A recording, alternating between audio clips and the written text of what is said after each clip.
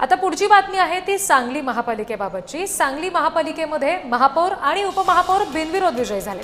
महापौरपदी भाजपचे धीरज सूर्यवंशी बिनविरोध विजयी झालेत, तर उपमहापौरपदी राष्ट्रवादीचे गजानन मगदूम बिनविरोध विजयी झालेत। सांगली महापालिकेत भाजप आणि राष्ट्रवादी यांच्यात युती झाली आणि त्यामुळे सत्ता स्थापनेचा मार्ग मोकळा झालेला।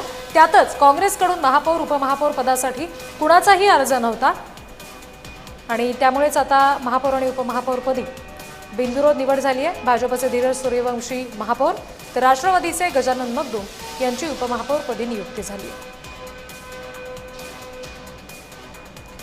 आमचे प्रतिनिधी या सगळ्या संदर्भात आपल्याला आणखी तपशील देतील। दीपक चव्हाण याबाबत आपल्याला आणखी तपशील देत आहेत, बघूया।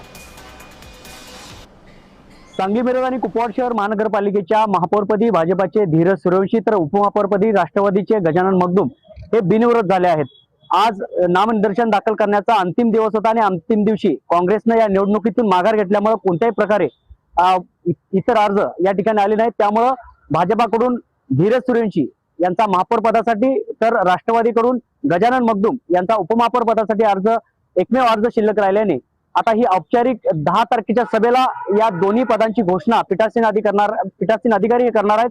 मात्र सांगली मिरज आणि कुपवाड शहर महानगरपालिका याचे महापौर आणि उपमहापौर ही दोन्ही पद आता बिनविरोध झाले आहेत।